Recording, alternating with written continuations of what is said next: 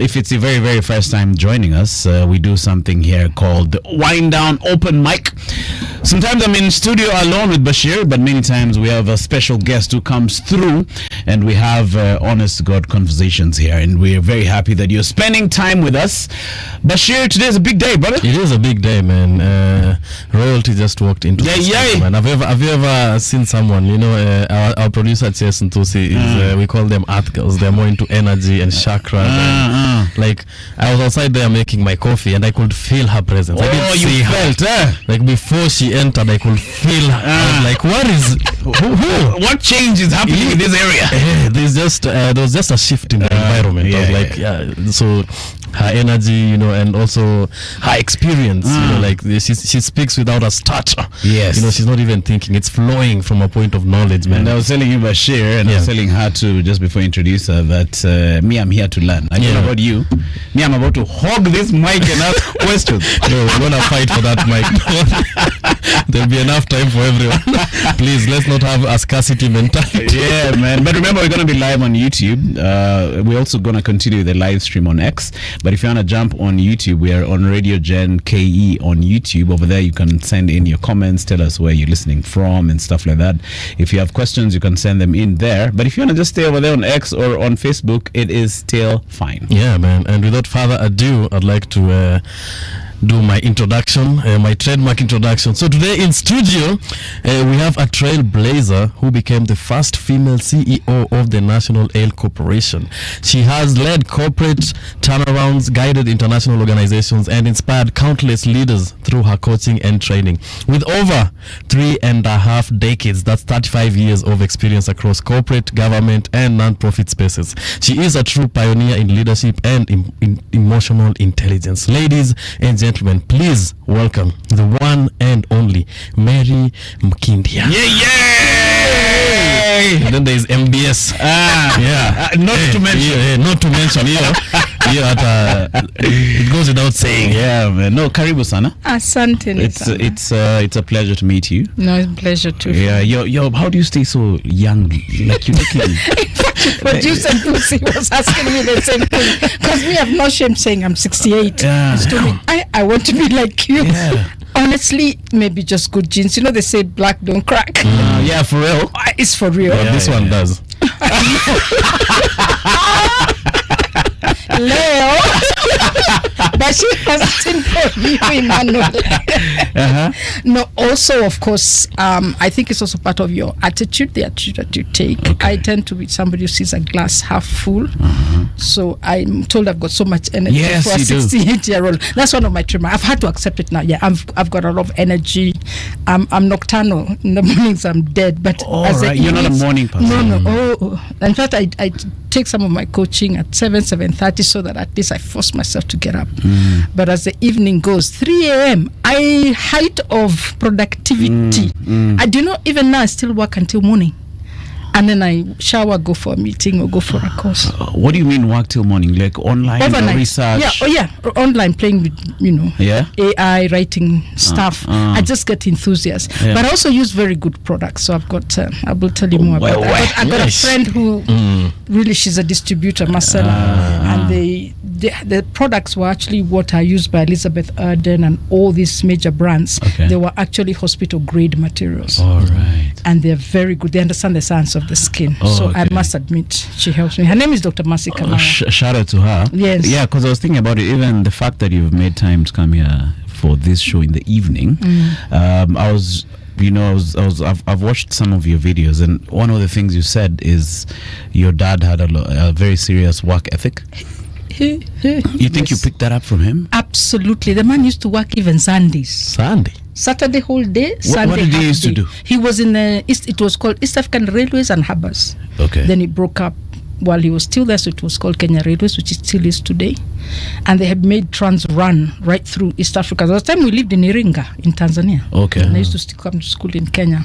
So, I mean, the civil service servants of those days, there's still some like that, but it was real work ethic, and they used to work hard. And rail was a huge business. All right. Yeah, so that's where he worked. So do you think do you have to normally hold yourself back from? You've just embraced? I've just embraced the lifestyle.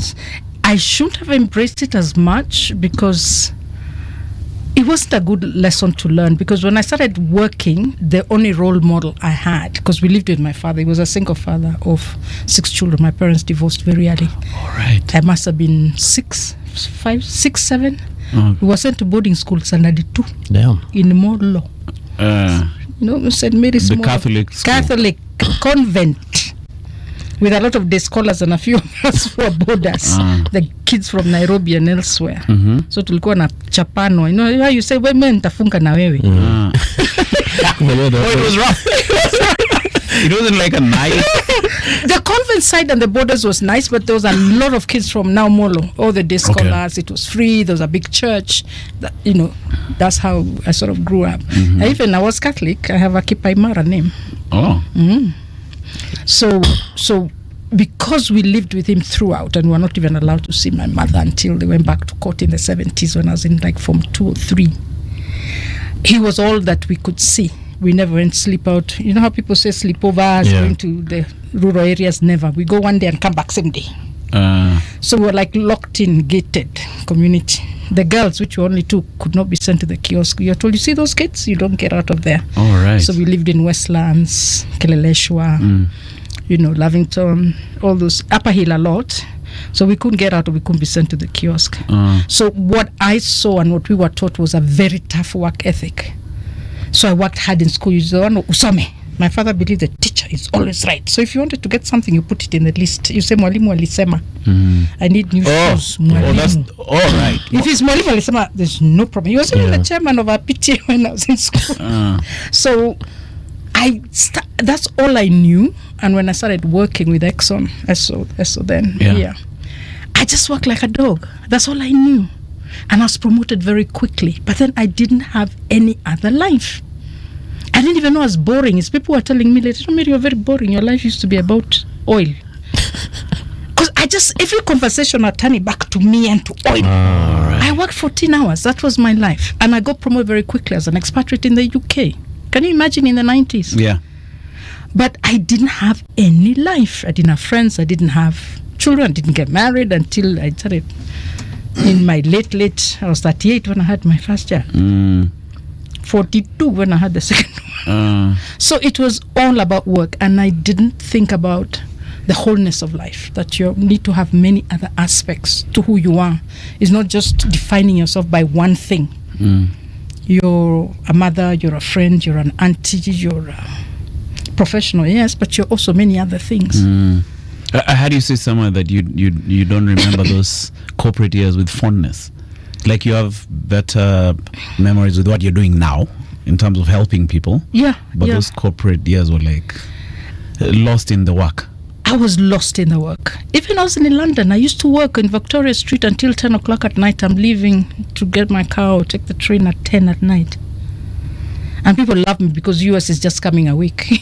So I'm very good. I'm talking to people in the US where but people have gone home. You know, the British, they go to their homes very quickly. By 5:36, they're gone. So I wrapped myself. I think my whole identity, I defined my identity through my work. That's what made me think I'm somebody. Okay. And I guess we all have to go through life and find who you really. Because we cloak ourselves. I call them masks. There's some people who cloak themselves in motherhood. Ninawa. Mama who? Ninawaje uji. And that becomes identity. They identify themselves through that role. I'm a mother, I'm a wife. Some even clothe through wife, Mrs. So and so. You know, the Mrs. Very important. Yeah. Others through work, others through whatever it is. But if you strip away that title, what is there? Who is inside there? And that's always a difficult journey. It was even for me. Even now, sometimes I find myself having conversations about emotional intelligence, whatever, and I say, Mary, what are you doing now? You're starting to lecture people again. Being yourself. All right. Maybe I'm uncomfortable with myself. But most of us are pushing, that like how you're describing. We're pushing, the radio, comedy, podcast. I want to get 100,000 subscribers. Like, how do we both do that and also have that work-life balance? Like, I think It's difficult because you're building your career. And I always say at the beginning, you do have to give up some time to build something. But it shouldn't be everything. You see what I mean? Mm-hmm. It shouldn't be everything. So when you're younger, you work longer hours because you're trying to stabilize yourself, trying to get the income, you're trying to get the fame, you're trying to get whatever it is you're trying. But to keep knowing that there's more to life than that job. If whoever you believe in came today and said you have 24 hours, what would you do with that 24 hours that are left? What would matter most for you? Maybe your friends to crack a good joke and have a beer. Maybe some family member that you really like, maybe your mother. What would you really do? So it's not to forget those facets. Okay. Because sometimes we need a good laugh. You just need to watch a good Netflix movie with somebody or comedy. Like I love Josh Johnson. Just sit with someone and laugh and enjoy. Those times, those friendships that you gather are very important. So just not to immerse yourself that this becomes everything. Yeah. So you have to be intentional about the other areas then. Exactly. I love that word. It's one that I love a lot, intentional. Because sometimes we do things without thinking, and then you look 5 years back, like me, I look 30, 20, 30, 40 years, and I say, what the hell was I doing? Why didn't somebody tell me I needed to invest? To stop going for that nail polish, that hair weave, those nice clothes, and just save that money and buy land. Invest in your sacco, have business, because financial independence, it's so important. But when you're young, you don't think about those things. You think about driving a BMW. I had a BMW. I used to have nails. I used to have a nail polish called Bogota, and I used to have my hair done at Urembo. I think you're not lying, because I'm thinking about having a BMW right now as we speak. I'm not thinking about buying land with you this month or this. As we speak, and then my mind is like, okay, how many radios can I do in 24 hours to afford? It really is not bad, you know. And what did I just tell you when I came in? You were telling me about driving, and I said, I don't have a car. It's now 9 years. I had a beautiful burgundy Mercedes, I don't know, 250, I can't remember. It had a sunroof. It had a beautiful chair. Leather. Everything, leather, phone. Ish. I got it from, I have a friend, Joki Moho, she's well known. She's also a movie producer. She's done out of the series, you see, she's an award winner. She's on the Emmy, International Emmy Awards judge. Okay. So she would call me those years to do training for her. And so one of her clients was DT Doby. So I did a couple of trainings, and they have people who buy cars simply because the new one comes out. So they have cars with very low mileage, but these rich guys, they say, I want the new one. So they are the ones who trade in and get the latest version. The latest version. So there was a beautiful car. It had only 19,000 kilometers or so. So I got it for 4.1 million this many years ago. I paid for it through sweat and tears when I was chairman of the Jacaranda Group Hotels. So my chairman retainer used to go there, 80K a month. So for 3 years, 4 years. Just when I'd finished paying, 6 a.m. one morning, I got a call. Just before 6. Madam. I was like, I don't like picking numbers. I don't know the phone. Okay. Madam, habari? So I'm saying, who's this? When KBL 9, I don't know what's the number. Yeah. Hey, gari yako imepata accident. Yeah. My car is in the basement. I live in Riverside. Nice spot. It's in the basement. I said, no, my car. Mama, nakwambia gari yako. Do you know I'm arguing with them? It was my car crashed. Who had taken it? My son. This young man. I just want to be a dad. You know how you have a place you leave keys, eh? Yeah. And there's a time I used to put them in my room. I don't know why I decided night trust. Alichukua gari usiku na kaenda. Where's that very famous place people go in Westlands? Was almost like going there. No. Just at the beginning before Alchemist. Alchemist. That one. Alchemist. So we kind of gari. Since then, All right. I'd realized, in fact, a friend of mine sold her Mercedes during the COVID, because she actually said, this car is not an asset, it's a liability. Because assets are supposed to work for you. You're supposed to get something out of them. This radio station creates income. When you go for your gigs, you create. Those are assets. Yourself, you're an asset. But there's some things we buy. They're actually liabilities. They're not bringing you. So you put in 3, 4 million, 5 million. So people now buy cars for 19 million, 20 million. How? You're living in something more expensive than even a house or a building. How is it working for you? You have to be so tremendously rich for it to make sense. So for me and not BMW, sincerely, if somebody had told me, I'd rather have bought land, invested in bonds, security, because when this age comes quickly,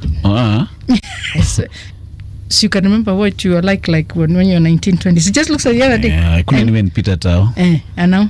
Watu madem walikuwa wananifukuza all the way through the streets. Cheki, I want to say hi to you. That is a lie. Okay, I'm lying. No, but I hear you though. Yes, as you get older, time seems to flow move faster. Because when you're young, you look at time versus your window, you're 10. So a month is what? A year is a 10th of your life. Yeah. But as you get older, the time looks shorter. Look, we're already in October. Yeah. And before you know it, you're 30, you're 35, you're 40. Suddenly you're 40. Let me tell you to come and look at Bashir's face. No, I'm calculating. I'm like, okay, where I am right now, I'm 20 something. That's so a month is 30 nakuja. 1/36 of my life. I'm like, okay, I still have, but I get what you're saying, man. And I feel like a lot of these things happen through experience. And I wanna, like, every time I sit with him, because he's a bit older, like there's some things I don't have to go through. You do. Because he has, like I don't have to actually go through the pain of doing all that.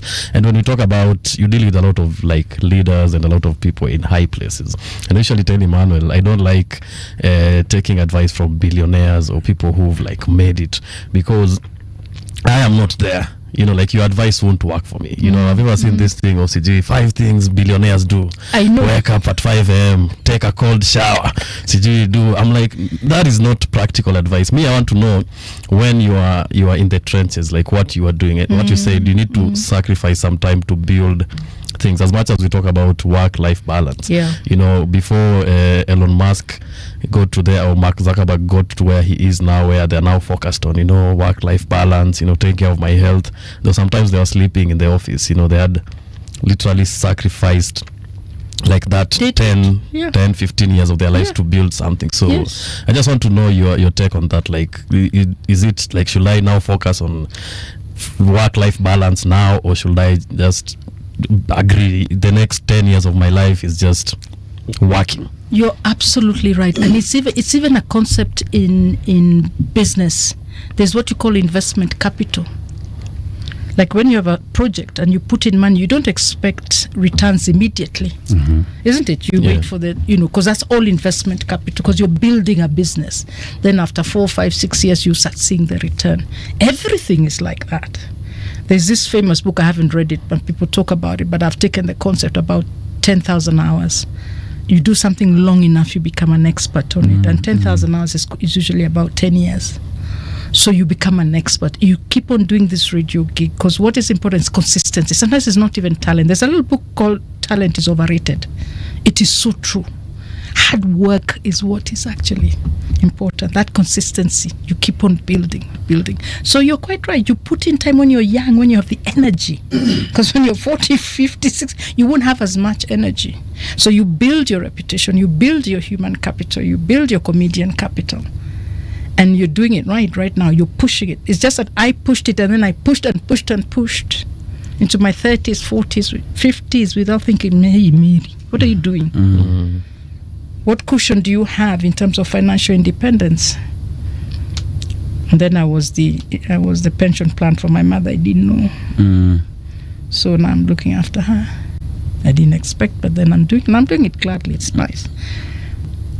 Then I have children as well, who are now young adults. Then there's me. My mom is 91, so I'm going to live up to 91. I need to have a plan. Yeah. You need to maintain medical plan. Supplies. Yes. Who's going to look after me when I'm 91? So, no, your 20s, please enjoy it, but build in something, not drinking, going out, but not to excess. Use that time when you've got that energy, right? So how did you, was there like a mind shift from the corporate lady to what you're doing now? Like that bridge between those two times? Because you're also very honest about your life, which is honestly, for the older people I've hung out with, sometimes they're very guarded with information about their life. Yeah. And us guys are like, no, tell us so we can learn, but they're very guarded. So how could you tell us about that shift from that time to this new time when you started doing what you're doing now? It wasn't easy. I'm not even somebody who plans. I should be. I wish I could be somebody who plans. I think I just meander into things, so they just evolve. I wish I could be more, the people who have strategy plan for my family, strategy plan for my life. I kind of admire them, but I'm not that disciplined. But it was difficult. I think for me, what was the most difficult thing was I didn't mind leaving employment, which I left by myself. Unfortunately, I should have waited for a year to go through because I didn't understand about the Pension Fund Act. So I have no pension because I left. The Act came into being in 1998 and I left 97 or so.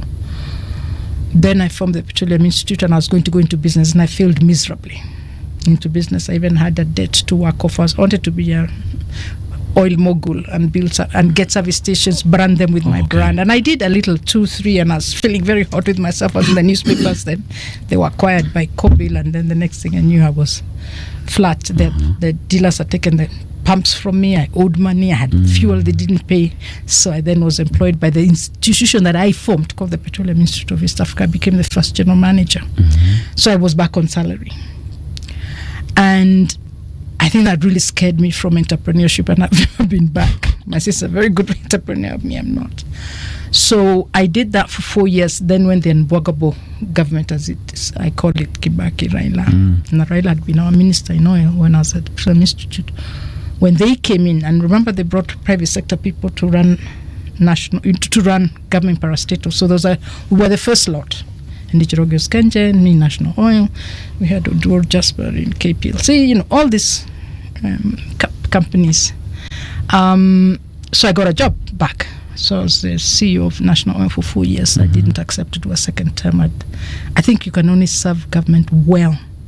Very specific, be brave and not stay longer.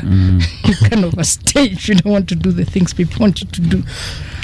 So when I didn't take up that offer of renewing, I had not planned. I just realized if I stay here long, it's going to be not good for me.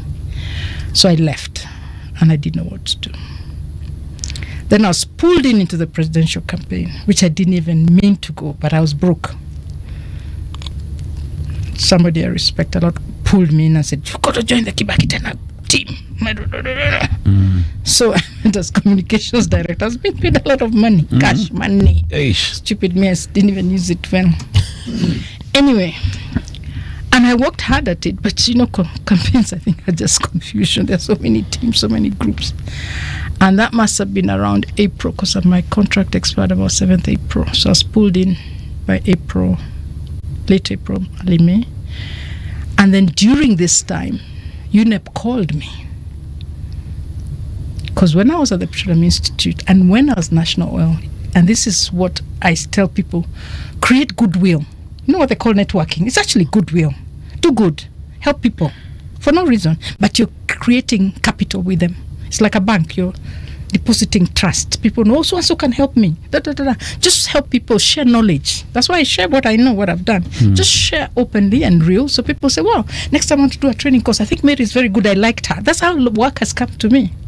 So I used to help them. They said, Mary, there's no Kenyan government official coming. Please, can you come for this meeting at UNEP, at whatever? Can you chair the ministers' meeting? And I'll do it free. And I'll go all the way to Gigiri. And there was a friend of mine, she's still there, who had been second from Ministry of Energy. We had worked very well with her, Jenna Kum. So I cannot go into the UNEP. I said, God, this company is so beautiful. I'd love to work here. And they have this commissary, where they have all these important things. And petrol, there's no tax. People ride these red plates. And it's near Runda. I used to live in Runda. I'd lived in Runda for 20-something years. I was like, God, I'd love to work here. So each time I would tell her, see, people should let me work here also. It just looked, actually, it's a beautiful compound. So one time they called me during the campaign and said, hey, Mary, are you serious? Would you want to work with us? we're here in the presidential campaign. Are you really serious? I said, of course I'm serious. And I did an interview on the phone during the campaign, and they called me. I joined them in November. Oh, that's nice. So I didn't know where I was going. Then I had this stopgap. Then they got me in November. Elections were in December. And you know what happened in December 2007? Absolutely chaos. Country was on fire. Yeah. I was saved from that. So I have somebody who loves me upstairs. Yeah. And I started working for UNEP, and I worked for five years. But then again, now I was back in corporate flying. I was looking after the Middle East, Asia, and Asia Pacific countries. So I was always up in the skies. I went to places like Laos, where the capital is Vincente or somewhere. I went to Indonesia. I went to Korea. I went to so many countries introducing. Bangkok, I was there all the time. But after some time, you realize there's some other corporates. A corporate's a corporate. And I just got tired of politics. And I think that's when I became racist, if I might say. Am I allowed to say racist on the radio? Honestly, all the years in Exxon, I was not. But I said, this white man doesn't like the black man. My daughter then gets shocked with me. Me, can you say that? I said, hawatupendi. You've seen what's happening in America. Yeah. Even when you travel, hawatupendi, let's admit it. More used to say, you people, you don't know. Umpendi, and yet we're the original genes. Yeah. So I just said, after 5 years, I said, had enough. So I left. And it was hard because I could feel God telling me, leave. And I stayed. You know how you say, let me just bargain. So you're being paid in dollars. Yeah. USD. Munaenda commissary, munanunua wine. Important things. Tough People decision. send you. Tough decision. So I said, God, just 1 more year, please, bargaining. Where? That last year was the worst. I can go to Kulia every day. Have you ever had a job where even when you're driving, your heart does not want to drive? You even park for 5-10 minutes before you get out. Was it a toxic workplace? Yeah, it's toxic.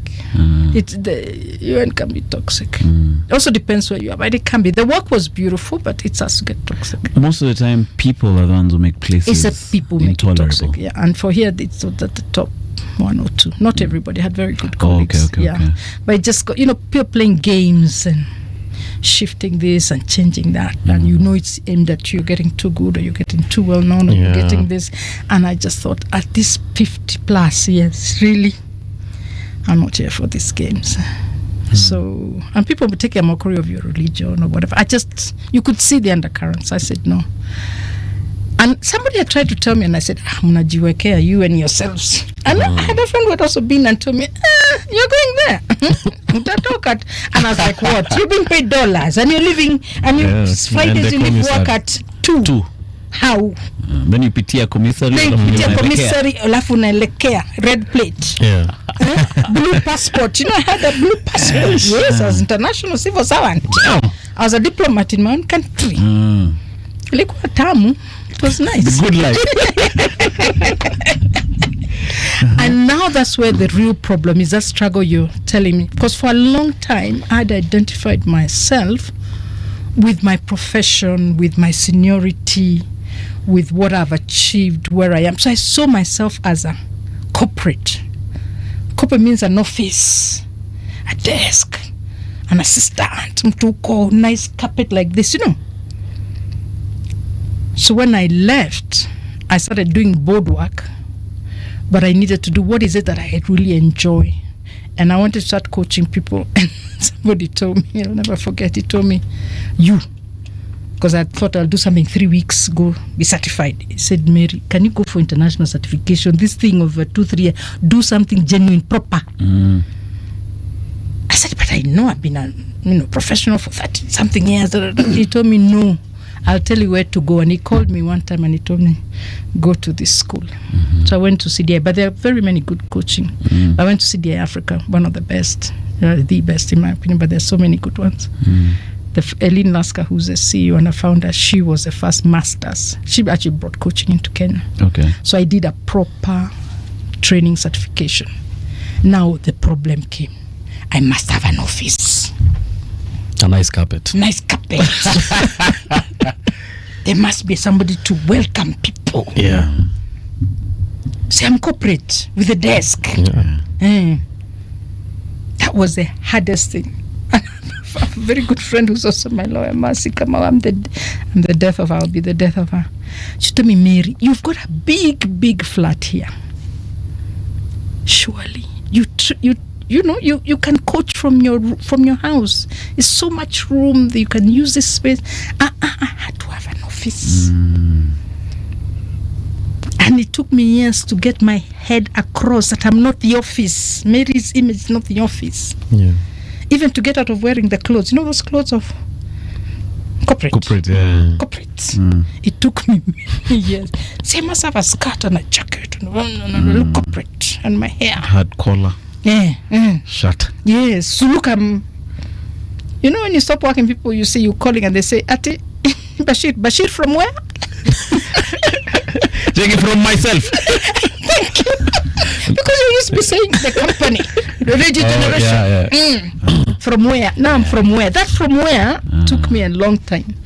Because from where means the company, the clothes, where you look, the office, where are your offices? People say, Mrs. Mmukindia, we have something to deliver for you. Where are your offices?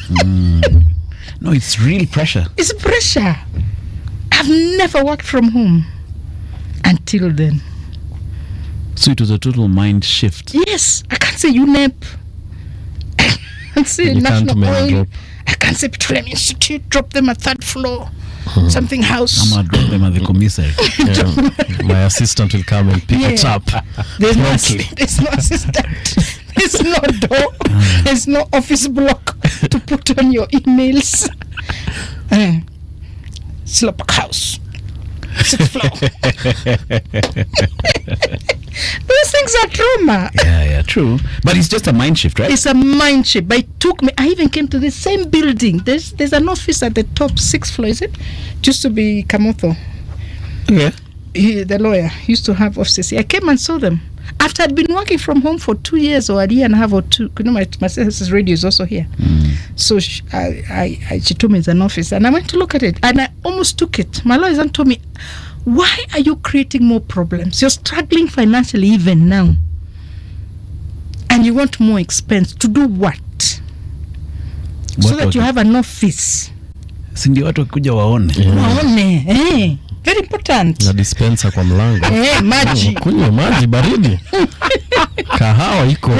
Let them wait for me, I'm coming. Let them sit. I'm just finishing up here.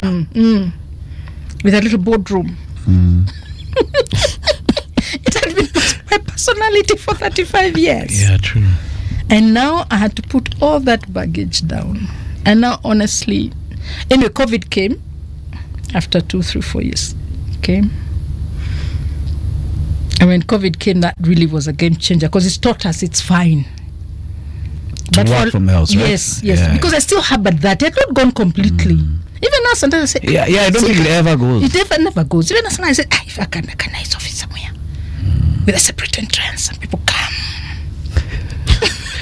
They are received. And there's a tap assistant. Even now, I'm still wanting an assistant, by the way. I need one.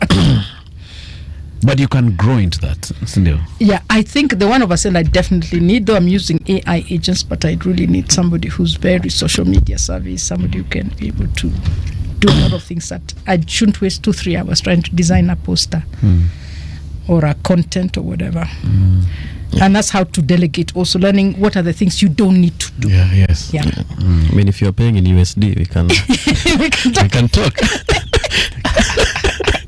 You're willing, we're going to income share because this thing, there's a time I even had a secretary in that house I'm talking about because it took me a lot. I had an assistant. I used to pay 50K, but I was not releasing enough work, so I had somebody and they used to sit there and just gossip with my house manager and help and play. So I just realized this is crazy.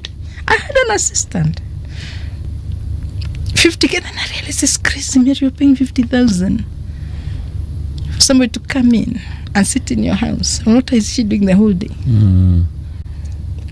Gossiping with the house girl. That was the job description. Yeah, I didn't have enough. Okay, I should do some things. Yeah. But not enough to keep somebody. But my head was status, assistant, office. I had a desk, proper desk. Master gave me the desk with I even had a fax machine, printer. Now the printer doesn't even work and I don't remember. See, apps have come now. You don't need a printer. So fast forward, you're able to settle into this new training life. Yes, and COVID, I must say, really helped. My friend, the lawyer, Mercy, really helped. And doing the emotional intelligence certification in 2019 helped me now see again, become very self-aware. Why is it that I want these things? Like you were saying, some of these things help even in your own personal life. Mm. So I started realizing, A, I can't afford them. 2, why do I really want them?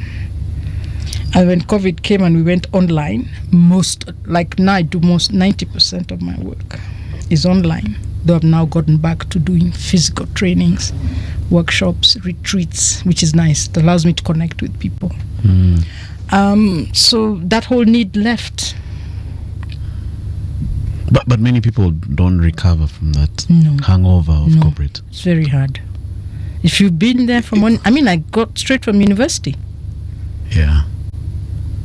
Straight from university, I was in big corporates all the time.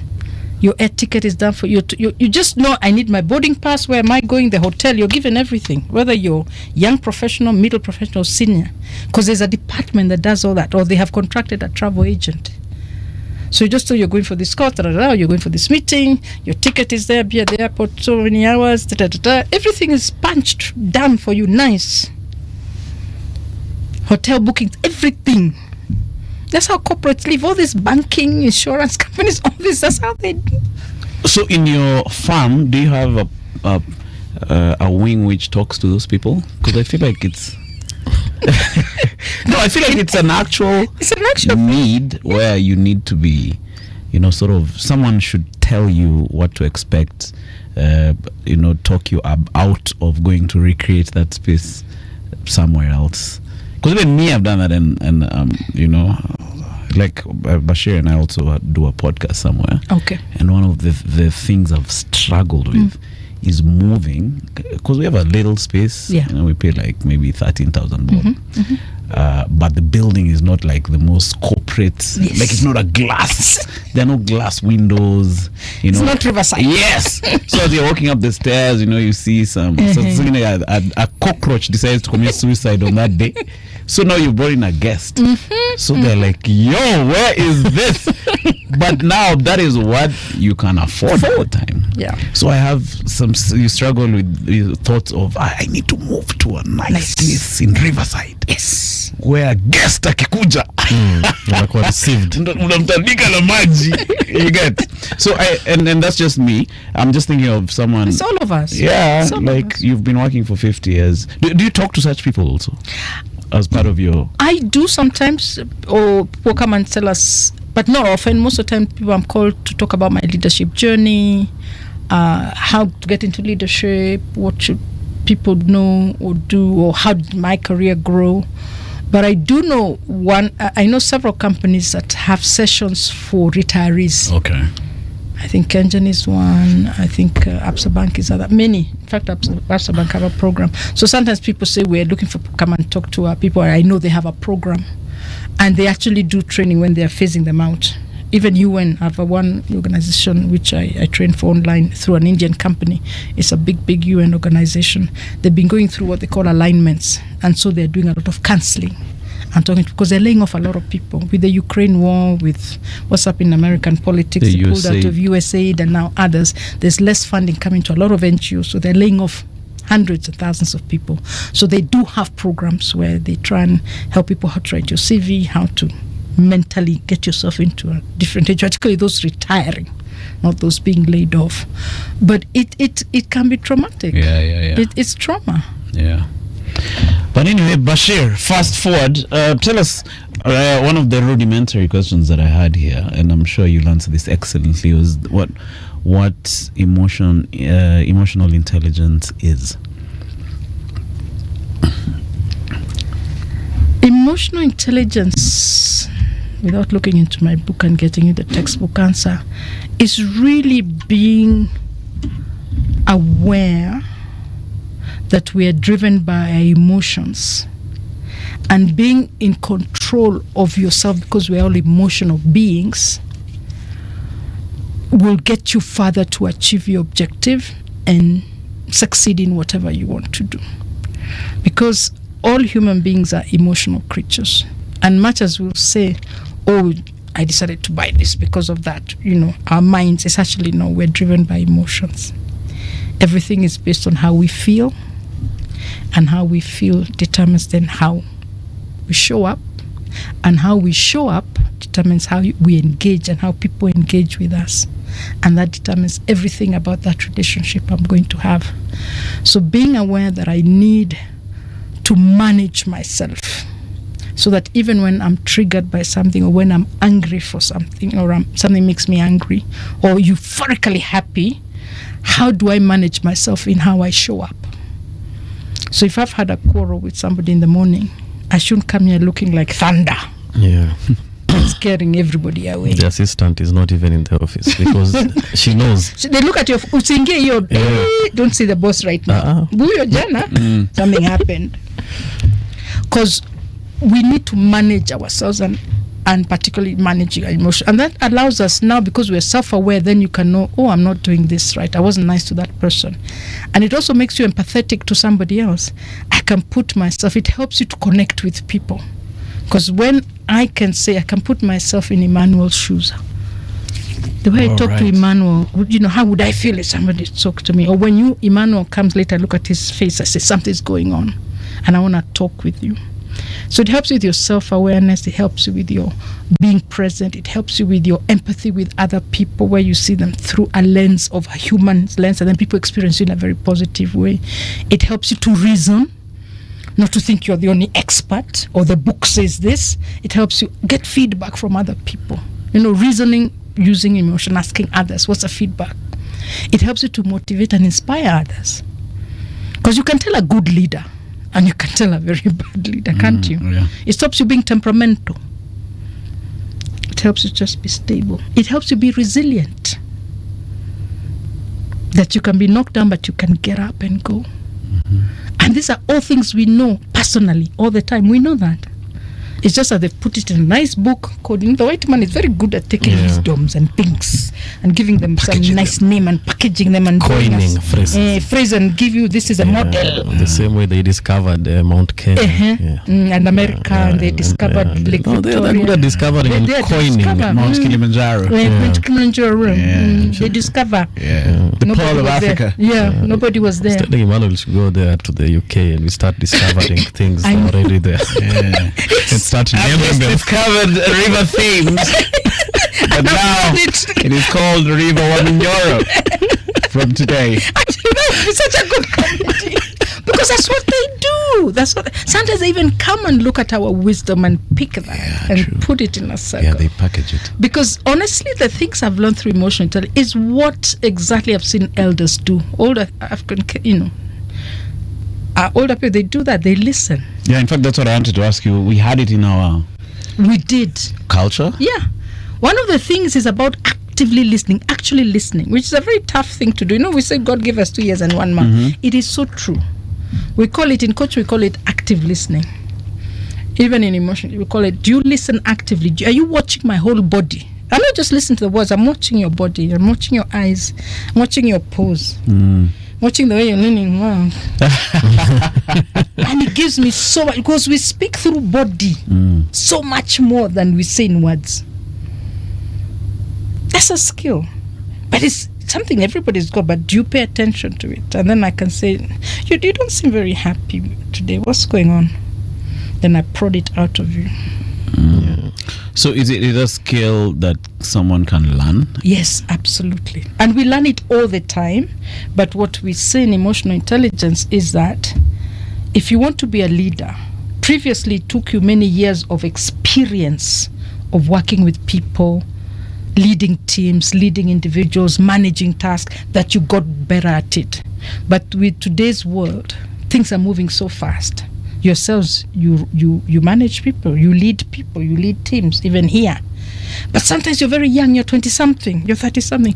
How are you going to pack all that? So it's like a class. You can take that wisdom and train it into people now, because the people get into manage, just like the old days that you had to have 4 years this grade, then 3 years that grade, then 7 years, then you're promoted. Today we're getting teams and working. So whatever level, even the head of the drivers needs emotion because he's managing the other drivers. So if you started to understand the rationale behind the wisdom, then you say, now I see why. I see why I need to control myself. See why I need to breathe. If I'm feeling myself triggered, I leave the room, pour water on yourself, or just breathe, calm down, count 1 to 10. Because it's important not to react. In the old days of government, I don't know, you're too young to remember, but most government offices in the 80s and 90s used to have this big picture of two people arguing with each other with, just the heads, Okay. Arguing to each other like this, very angry and even, drooling out of their mouth, and spit and whatever, and says, never argue with the friends, never argue with a fool. No one will tell the difference. Oh, yeah. It was a very famous poster. Yeah. And that's what happens, because when we're triggered, we react. And what happens with the brain, let's talk about this. Let me just go a little bit of neuroscience. Okay. The brain is made up of 2 major stems. There's what you call the amygdala, which is right here in the middle of your palm. If your palm was closed like this and this is the brain, the amygdala, which is the prehistoric brain, is right here in the middle, and then on top, folded here, this is a prefrontal cortex. This amygdala is where all the feelings and emotions lie. Oh. And this prefrontal cortex is a thinking brain. So what happens anytime you come across any situation, even when I walked here or you saw me, the first reaction, because we're going to the primitive brain, is it a threat or is it a reward? That's just how we all react. Whenever something happens, you meet a situation, you meet somebody, you're just measuring who is he a threat to me, a friend. That's what's going. If you're a threat, this amygdala opens up and the thinking is gone, because now I'm into fight, flight, or freeze. Somebody the other day said there's even faint. Yeah, true. There's someone who get really scared as a child, they were traumatized, they used to faint. And so I'm reacting directly from emotions, because from emotions comes behavior, and from behavior it gets an action. So if it's not a threat, you're not somebody who's threatening me or you look whatever, then this doesn't come up, then I'm able to think. So think of it as a box. When it's filled with emotion, there's no room for thinking. And that's why they say don't argue with a fool, because when you are threatened, the prefrontal cortex does not work. And that's why there's crime of passion, anger. You can do anything because you're now self-preservating yourself. Yeah. But when it's shut down, that's when you get action, work, friendliness, people working together, they're cooperating. So that you can fill the box with all thinking, which is terrible because there's no emotion, there's no human, or you can have it half thinking and emotion. But if you have it full of emotion, there's absolutely no thinking. And that's why when you see a fight, 2 people, you've watched fights? Yeah. Or when people are doing something out of fear or anger, I'm sure even here maybe or somewhere you've seen staff who will not think. They'll just do exactly what you said because they're in fear of their boss. You know what they say? Toxic organization. People don't think. They fear so much losing my job. I fear. So they will not think. Because what if they think and it's wrong and they're fired and their kids need something to eat? And most of us were brought up in this fear regime. Thank you. My father beat me at a standard form 6. Even the girls were being beaten. Hey, lala chini. 5 of the best. I didn't wear trousers until university. Okay. And even then I used to hide with a kanga if I come home. A very strict man, short man from Nyeri, beware.